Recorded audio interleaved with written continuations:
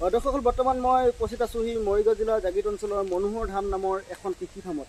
ইয়াতে অসম কৃষি বিশ্ববিদ্যালয়ৰ সহযোগী অধ্যাপক সঞ্জয় শৰ্মাই তেওঁ খুব ধুনীয়াকৈ এখন কৃষি ফাৰ্ম ইয়াত গঢ়ি তুলিছে। তেওঁলোকে ইয়াত আম আছে, আপোনাৰ চাব পাৰে আপুনি মধুৰি, ড্ৰেগন আদি বিভিন্ন ধৰণৰ ফল মূলৰ খেতিৰ লগতে আছে। তেওঁলোকে গো পালন কৰে, ইয়াতে তেওঁলোকে চাইলেজ প্ৰস্তুত কৰে আৰু লগতে তেওঁলোকে কেঁচুসাৰো প্ৰস্তুত কৰে। আৰু এই কথাখিনি গোটেই কথাখিনি আমি আমাৰ দৰ্শকসকলক জনাবলৈ আলোচনা নকৰি আজি আমি তেওঁলোকে কৰি থকা ষ্ট্ৰবেৰী খেতি সন্দৰ্ভত কিছু কথা জনাবলৈ চেষ্টা কৰিম। চাব পাৰে এয়া তেওঁলোকে প্ৰায় 1 কঠামান মাটিত তেওঁলোকে ষ্ট্ৰবেৰী খেতি কৰিছে। খুব ধুনীয়া হৈছে।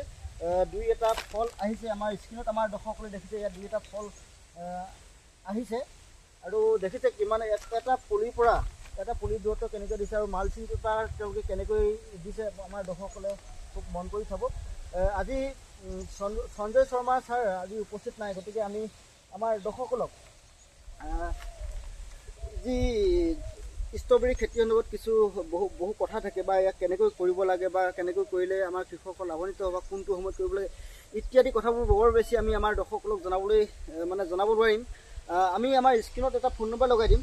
যিসকল ইণ্টাৰেষ্টেড বা যিসকল আগ্ৰহী কৃষক আছে তেওঁলোকে সেই ফোন নম্বৰত গৈ তেওঁলোকক যোগাযোগ কৰিও কথাবিলাক জানিব পাৰিব। আমি এই ভিতৰত আমি তেওঁলোকে কেনেকৈ কৰি আছে এই কামখিনিহে আমাৰ দৰ্শকসকলক দেখুৱাবলৈ চেষ্টা কৰিম। দেখিছে এইখন আছে তেওঁলোকে বা চৰাই চিৰিকটি নাখাবৰ বাবে এখন তেওঁলোকে নেট লগাই দিছে আৰু তেওঁলোকে ইয়াত এটা পলিহাউচ আছে। পলিহাউচটোৰ ভিতৰতে কৰিছে, আচলতে পলিহাউচৰ ভিতৰত কৰিছে যদিও ওপৰত কিন্তু যিখন পলিথিন থাকিব লাগে বা ইউভি প্লাষ্টিকখন থাকিব লাগে সেইখন নাই।